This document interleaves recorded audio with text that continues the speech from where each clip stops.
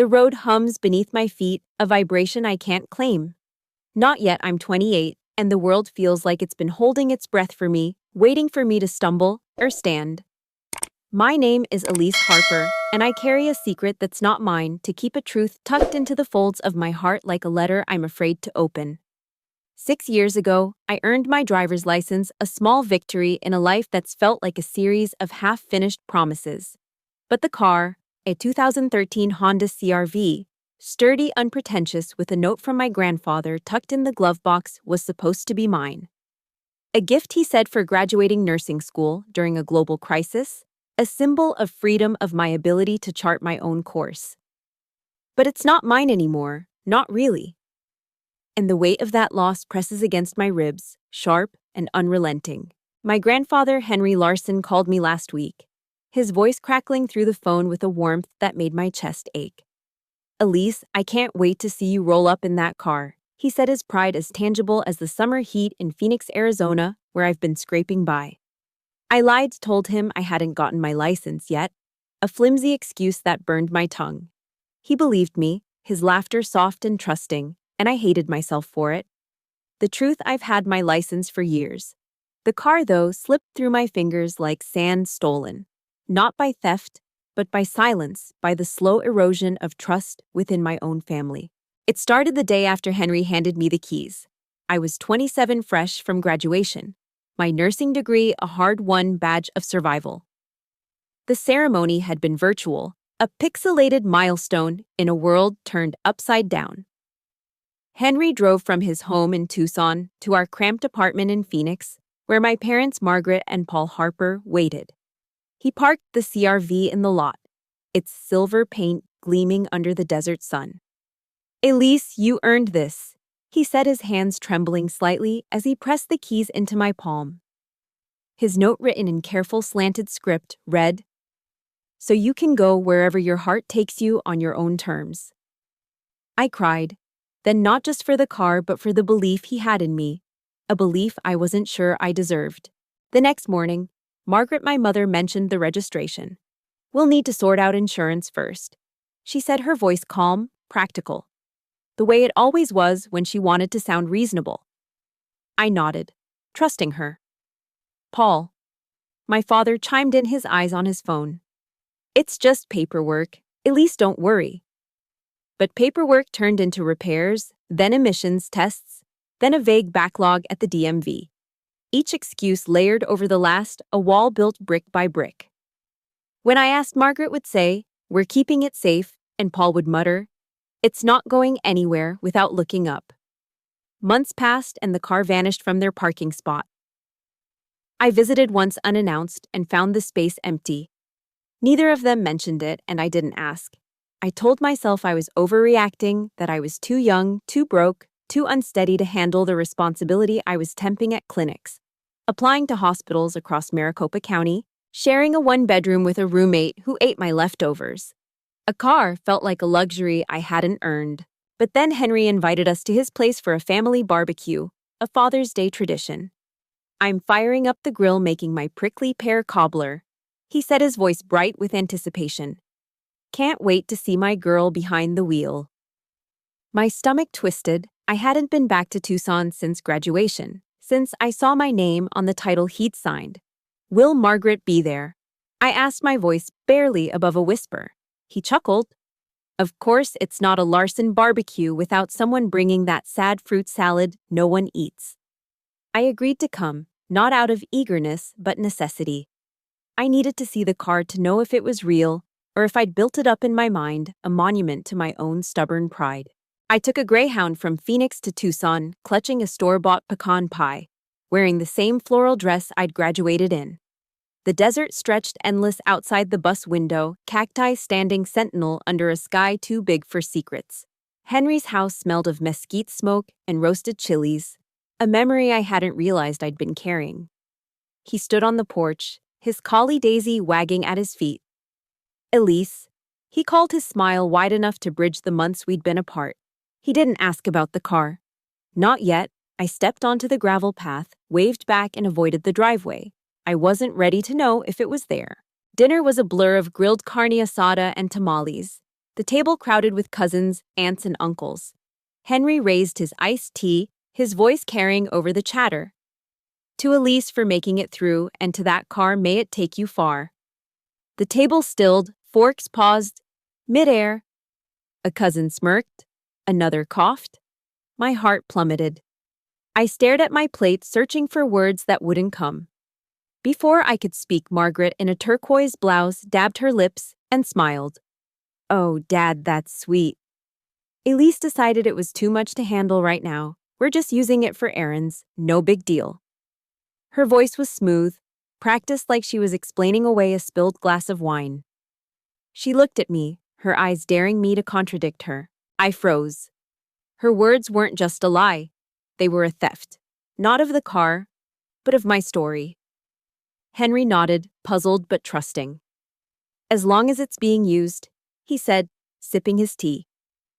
The table resumed its hum, but I felt like I was sinking. Margaret's voice, the one that had soothed my childhood fears, now coiled around me like barbed wire.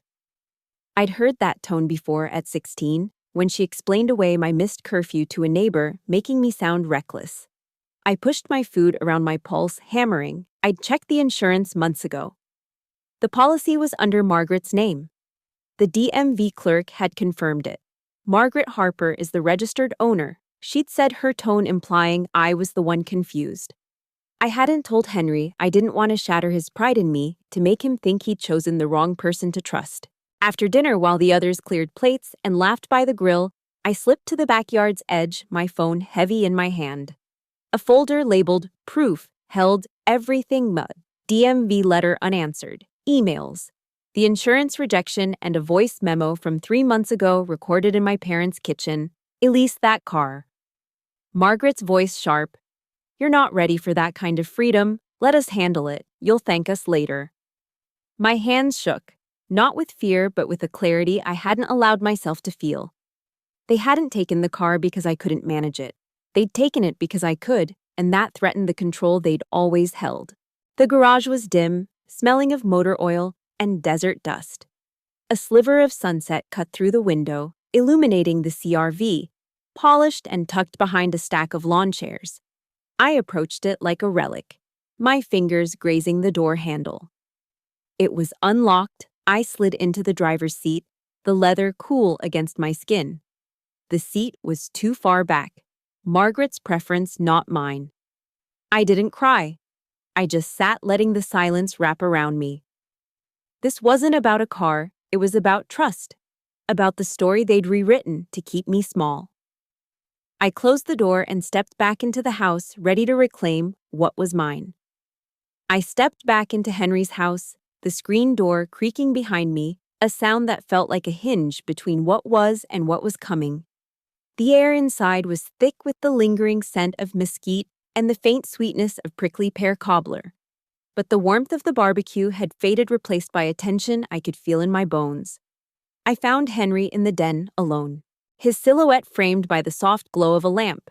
He sat in his worn leather recliner, flipping through a photo album.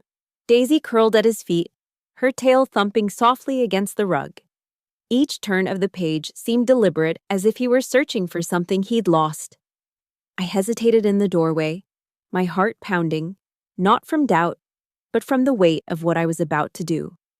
"Grandpa," I said, my voice quieter than I meant. He looked up, his eyes steady, the same eyes that had seen me through scraped knees and teenage heartaches. "Hey, kiddo. Everything okay?" I sat on the ottoman across from him, my hands clasped tightly around my phone. "I need to show you something." I said the words, feeling like stones in my throat. He raised an eyebrow, closing the album with a soft thud. "What kind of something?" I opened the folder on my phone, my fingers steady despite the tremor in my chest, and handed it to him. First, the DMV letter, stark and official, confirming the title had been transferred to Margaret Harper. Then the insurance rejection, the unanswered emails I'd sent to my parents, and finally the voice memo. I pressed play, and Margaret's voice filled the room, crisp and unyielding. "Elise, that car. You're not ready for that kind of freedom. Let us handle it. You'll thank us later." The words hung in the air, sharp as broken glass. Henry's face didn't change, but his hand tightened around the phone, his knuckles paling. The fan hummed above us. Daisy's tail stilled, and for a moment, the world was just that sound, that silence. And the truth we both heard. He stared at the wall, his gaze distant as if seeing something beyond the faded wallpaper. "So you're saying they lied to me?" He said, his voice low, not angry but heavy like a man carrying a weight he hadn't expected. "Changed the title, took the car, told you to stay quiet." I nodded, my throat tight. He exhaled a slow, deliberate breath and stood, his movements careful but resolute. "Get everyone in the living room," he said, his tone as firm as the desert stone, outside. "We're settling this tonight." The living room was a patchwork of barbecue remnants, paper plates stacked on the coffee table, a crumpled napkin caught under a chair, the faint citronella scent clinging to the air. My family trickled in, their voices trailing off as they sensed the shift in the room. Cousins with sunburned cheeks, aunts clutching iced tea glasses, uncles still in aprons, their laughter fading. Margaret and Paul were the last to enter. She wore that same turquoise blouse, her lipstick freshly applied, her smile a practiced curve. Paul looked uneasy, his shoulders hunched as if he could feel the storm coming. "Everything okay, Dad?" Margaret asked, her voice light as if she were asking about the weather. Henry didn't answer. He stood by the fireplace, hands clasped behind his back, and gave me a nod, a signal to step into the center of the room. I rose, my palms damp, my knees unsteady, but my voice held firm. I wasn't going to say anything tonight. I began my words, cutting through the hum of the room. "But since the car came up, and since my mother decided to rewrite the truth in front of all of you, I think it's time you hear the real story." A cousin shifted in her seat. Another coughed, the air tightening like a drawn bowstring. I opened my phone, tapped play, and let Margaret's voice spill out again. "You're not ready for that kind of freedom. Let us handle it." The room froze. A mug clinked against the table. Too loud in the silence, Margaret laughed, a quick, nervous sound. "That's out of context," she said. But no one echoed her. I swiped to the TV mirroring my screen and displayed the evidence, the DMV letter, the insurance denial, the emails ignored, and a photo of the CRV in their driveway, while I walked to job interviews in the monsoon rain. Finally, a video, my voice steady as I stood outside the DMV. "This is the car my grandfather gave me. I haven't driven it. I haven't even been allowed to sit in it. The title was changed, the insurance blocked, and no one told me." The silence that followed was electric, crackling with unspoken questions. I turned to Margaret, her smile gone, her eyes darting like a cornered animal. "You wanted control," I said, my voice low but clear. "You made me look irresponsible, like I didn't deserve what I'd earned." She blinked rapidly, her voice thinner than I'd ever heard. "We didn't mean harm, Elise. It was for your own good. You were overwhelmed." Henry stepped forward, his eyes locked on hers. "Context." He repeated the word sharp. "You stole from your own daughter, lied to me, and sat here tonight pretending it was love." Paul cleared his throat. "We thought it was best. She's still young." Henry cut him off, his voice a blade. Don't you dare." He turned to me, his expression softening but resolute. "I'm calling my lawyer tomorrow. That title goes back to your name legally. If I have to drive you to the courthouse, I will. And if either of them touches a dime of that vehicle again, they'll answer to me." No one spoke. Margaret's eyes glistened, but no tears fell. Paul stared at the floor, his silence louder than any defense. A cousin whispered to her husband, another shifted away from Margaret on the couch. Henry faced the room, his voice steady. "I love this family, but I won't mistake silence for weakness. Elise has worked harder than most of you know. All she asked was a way to move forward. I gave her that, and some of you tried to take it away." He paused, then looked at me. "You didn't let them. I'm proud of you." The room emptied slowly, like air leaking from a punctured tire. Paper plates were tossed into trash bags, chairs stacked against the wall. No one said goodbye to me. A few avoided my eyes, most avoided Henry's. Margaret gathered her purse and shawl, her movements stiff, and walked out to the CRV. my CRV, without a glance back. Paul followed silent as always. Neither said goodnight to Henry, and for the first time, he didn't say it back. I stayed by the fireplace. The house quiet except for the hum of the ceiling fan and the steady tick of Henry's old clock. He sank into his recliner beside me, and for a while we didn't speak. I didn't want it to come out like this. I said finally, my voice soft. It needed to. He replied, his tone calm but tired. The truth waits, but it always comes out where everyone can see it. I looked at him, his face etched with a weariness I hadn't noticed before. I thought if I stayed quiet, they'd fix it, give it back, apologize. He shook his head, not cruelly, but firmly. They weren't going to, not without this. Then he met my eyes. You did right, Elise. You kept your dignity. And when it mattered, you spoke the truth. That car's just a thing. What they tried to take was your voice.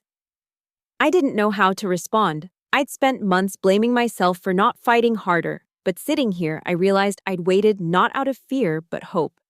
Hope they'd choose right without being forced. Henry reached into his pocket and pulled out a worn envelope. I kept the original paperwork, he said, handing it to me. Inside was the bill of sale, my name still on it. We'll take this to the DMV Monday together. I held it carefully, like it might dissolve. Thank you, I whispered. He smiled. Not the wide grin from earlier, but something deeper. You didn't ask for a fight. You just wanted what was yours. That's not selfish. That's fair. The desert morning was quiet, the kind of stillness that feels like the world is holding its breath. I stood outside Henry's Tucson home, the air already warm with the promise of a scorching day. My manila folder clutched tight against my chest. Inside were the documents that held my truth, the original bill of sale, the DMV letter, the insurance denial, and Henry's affidavit. Each page a piece of the story I'd fought to reclaim. Henry emerged from the house, his button-down crisp. Despite the early hour, his slacks pressed, as if he were heading to church instead of the Department of Licensing. Government offices deserve respect, he'd said the night before, his voice carrying the weight of a man who believed in doing things right, even when the world didn't. You got everything, he asked, his eyes scanning me with that steady warmth. I nodded, my throat tight, not from nerves, but from the gravity of what we were about to do. We climbed into his old Ford pickup, the leather seats cracked from years under the Arizona sun. He held the door for me, a gesture that felt like a tether to the little girl I used to be, the one who believed her family would always choose her. The drive to the DMV was quiet. The radio off. The only sound the hum of the engine and the occasional crunch of gravel under the tires. I stared out the window, the saguaros blurring past, their arms raised like they were cheering me on.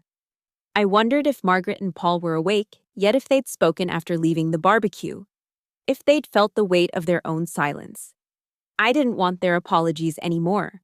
I wanted what was mine. The DMV was a low beige building. Its waiting room, a mix of bored faces and fluorescent lights. A baby fussed in the corner, a man scrolled on his phone, the faint buzz of a Bluetooth speaker cutting through the hum of conversation. We took a number and sat in plastic chairs, the kind that creak under your weight. Henry's posture was straight. His arms folded, his expression unreadable, but calm. I flipped through the folder again, checking each document, though I'd memorized them the night before. The clerk called our number, a young woman with a ponytail and a name tag that read, Kayla. She skimmed the papers, her eyes flicking between my ID and the title. So we're reassigning the vehicle to Elise Harper, she asked, her tone neutral. Correct, Henry said before I could, his voice firm but not forceful. I handed over my ID signed where she pointed. Henry added his signature to the affidavit, and just like that, it was done. The new title will mail in 2 weeks, Kayla said. Sliding the folder back, I blinked. That's it? Henry smiled, a small knowing curve. Sometimes things don't need drama, just need to be done. We left the DMV and drove to a diner down the road, a place with chipped formica tables and vinyl booths that smelled of bacon grease and burnt coffee. Henry ordered black coffee and eggs over easy. I got pancakes and orange juice. Though my appetite was thin, the weight of the morning sat between us, not heavy but present. He reached into his pocket and set the folded note from the glove box on the table, the one that read, "So you can go wherever your heart takes you on your own terms." I held on to this. He said, his voice soft. Didn't feel right until now. I unfolded it, the paper worn but the words sharp. This time they felt true. Not just a promise, but a reality I'd fought for. I tucked it into my pocket, my fingers lingering on its edges. "Thank you," I said, and he nodded like he understood everything I couldn't say. Back at his house, the CRV waited in the garage, its silver paint catching the midday sun through the open door. I approached it slowly, my breath catching as I ran my hand along the driver's side mirror. The keys felt heavier in my hand now, not with burden but with possibility. I slid into the seat, adjusted it to fit me. Not Margaret's long legs. The steering wheel was cool under my palms, the dashboard familiar yet new. I started the engine, and it roared to life, steady and warm, like it had been waiting for me. Henry stood at the garage door, his silhouette framed by the light. "Take it for a spin," he said, his smile quiet but proud. I didn't call anyone, didn't snap a photo or post an update. There was no one I needed to prove this to. I backed out of the garage, the metal door groaning as it rose and rolled down the window, letting the desert air brush my face. The neighborhood was the same: mowed lawns, a dog barking, the faint smell of charcoal from a neighbor's grill. But I wasn't. I turned onto the main road, taking the long way through Tucson, past the old mission with its whitewashed walls, past the coffee shop where I'd studied for exams. No music blared, no tears fell. I didn't rehearse what I'd say if anyone asked what happened, because no one needed to ask. Somewhere between a stoplight and a curve by the dry wash, I exhaled. It wasn't triumph or revenge. It wasn't even closure. It was quieter, deeper, a return to myself, to the woman who'd earned this, not just the car, but the right to claim her own story. I drove for an hour, looping through the city, the hum of the engine, a steady pulse beneath me. When I pulled back into Henry's driveway, he was on the porch, Daisy at his feet. He didn't ask where I'd gone, just nodded like he knew I'd needed the road to remember who I was. "Feel good?" he asked. I smiled. "Feels right." We sat on the porch as the sun dipped low, painting the sky in shades of coral and gold. "You know," he said, leaning back in his chair, "I always knew you'd figure it out. Didn't think it'd take a family showdown, but you got there." I laughed, a small sound that felt like release. I didn't want the fight. He looked at me, his eyes soft. "No one does, but you didn't back down. That's what matters." The next day, I packed my bag. The pecan pie, long gone, eaten by cousins who didn't ask about the car. Henry drove me to the bus station, the CRV staying behind until the title was official. "I'll keep it safe," he said, and I believed him. The bus ride back to Phoenix was different. Lighter. The desert stretched wide outside the window, but it didn't feel endless anymore. It felt like a path, one I could navigate on my own terms. My phone stayed silent. No texts from Margaret or Paul, no apologies or explanations. I didn't expect them, not anymore. The folder in my bag held the proof of my victory. But the real win was the weight I'd shed, the doubt I'd carried for months, believing I wasn't ready wasn't enough. Back in my apartment, I taped Henry's note to my mirror, a reminder of what I'd reclaimed. The hospital called that afternoon, offering me a nursing position I'd applied for months ago. I accepted, my voice steady. I didn't tell them about the car, about the fight, about the truth I'd laid bare. But I felt it, a quiet strength that had been there all along, waiting for me to claim it. The keys were mine now, and so was the road ahead. The Phoenix sun was relentless, scorching the pavement outside my apartment as I stepped off the bus, my bag slung over one shoulder. Henry's note tucked safely in my pocket. The city hummed with its usual rhythm, traffic weaving through the streets, the distant wail of a siren, the faint scent of creosote lingering after last night's rain. I felt different, though, as if the desert had shifted to make room for me. The hospital job offer from yesterday buzzed in my mind, a concrete step toward a future I'd been clawing toward. But it was the memory of the CRV's engine purring under my hands that anchored me. That car, my car was more than metal and rubber. It was proof I could hold my own proof. I'd stopped letting someone else write my story. I climbed the stairs to my apartment, the key scraping in the lock. My roommate Jenna was out leaving the space, quiet except for the hum of the fridge. I dropped my bag and stood in front of the mirror where I'd taped Henry's note. So you can go wherever your heart takes you on your own terms. I traced the words with my finger, the ink faded, but the meaning sharp. I'd spent months doubting myself, believing Margaret and Paul's excuses, letting their voices drown out my own.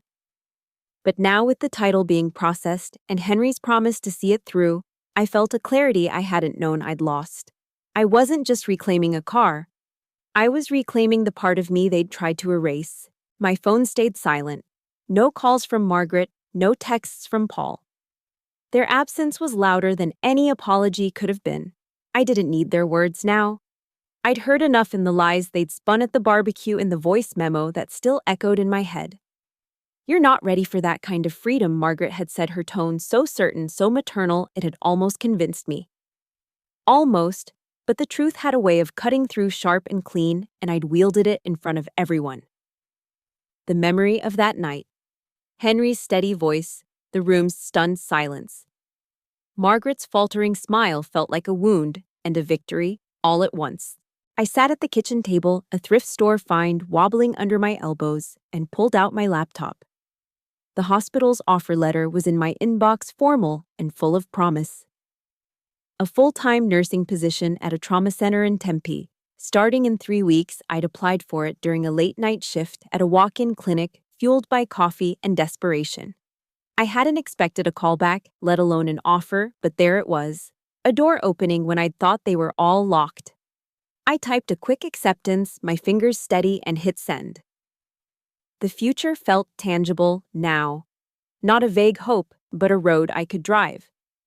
I imagined pulling up to the hospital in the CRV parking under the shade of a Palo Verde tree, walking in with my badge and my purpose. It wasn't just a job. It was a life I'd built piece by hard-won piece. A week later, the new title arrived in the mail, a crisp envelope from the Arizona DMV. I opened it alone, standing in my kitchen, the paper smooth under my fingers. Elise Harper, registered owner. Seeing my name there felt like a stitch, closing a wound. I called Henry, my voice catching as I told him, "It's official." He chuckled, the sound warm through the phone. "Told you it'd be done. Now come get your car, it's waiting." I booked a bus ticket to Tucson for the weekend, my heart lighter than it had been in months. Jenna noticed the change when she got home. "You're glowing," she said, tossing her keys on the counter. "Got a hot date or something?" I laughed. "Just a date with a car." She raised an eyebrow but didn't press, and I didn't explain. Some victories are too personal to share. Saturday morning I arrived at Henry's house, the desert air already shimmering with heat. He was in the garage polishing the CRV's hood with a rag, Daisy panting at his side. "Thought I'd give her a shine for you," he said, tossing me the keys. They landed in my palm, cool and solid. I hugged him, his flannel shirt smelling of coffee and aftershave. "You didn't have to," I said, but he waved me off. "Had to make sure she's ready for the road." I slid into the driver's seat, the leather familiar. Now the seat adjusted just right. I turned the key and the engine hummed to life, a sound that felt like an extension of my own heartbeat. Henry leaned against the garage door, his arms crossed. "Where you headed first?" I grinned. "Anywhere." I drove back to Phoenix that afternoon, the CRV steady under my hands, the desert stretching wide on either side. I didn't take the interstate, choosing instead the slower state route where the road curved through saguaro forests and past roadside stands selling prickly pear jam. The windows were down, the air warm and dry, carrying the faint scent of mesquite. I didn't need music. The hum of the tires was enough, a rhythm that said, "This is yours." I thought about Margaret and Paul, about the barbecue, about the lies they'd told to keep me small. I didn't hate them, not exactly, but I didn't need their approval anymore. I'd spent too long waiting for it, believing their doubts were my own. Now, with the road unspooling before me, I knew better. I was enough. Back in Phoenix, I parked the CRV outside my apartment the first time it had ever sat in my own space. I locked it, ran my hand along the hood, and felt a quiet pride settle in my chest. The next morning, I drove to the grocery store, a mundane errand that felt monumental. I bought what I needed, loaded the bags into the trunk, and drove home. No one else's permission, no one else's rules, just me, the car, and the life I was building. The hospital orientation was a week away, and I spent the days preparing buying scrubs, organizing my schedule, mapping the route to Tempe. Each task felt like a brick in a foundation I was laying myself. One evening, as the sun dipped low, painting the sky in hues of tangerine and violet, I drove to a lookout point outside the city. The CRV climbed the winding road easily, the city lights flickering below, like a constellation. I parked and sat on the hood, the metal warm against my legs. Henry's note was in my pocket, a talisman of sorts. I didn't need to read it again. I knew what it said, what it meant. This wasn't about a car, not really. It was about trust, about belief, about the courage to claim what was mine. Margaret and Paul had tried to take that from me, not out of malice, but fear of a daughter who didn't need them to define her. Henry had seen it all along, and in giving me the car, he'd given me something bigger. Permission to be myself unapologetically. As the stars began to prick the sky, I slid back into the driver's seat. The keys cool in my hand, I didn't know where the road would take me next. Not just the hospital, but beyond to places I hadn't dared imagine. But for the first time, I wasn't afraid of the unknown. I started the engine, the familiar hum filling the air, and drove back into the city, the lights guiding me home. This wasn't a win. Not in the way people cheer for. It was quieter, truer. It was me returning to myself.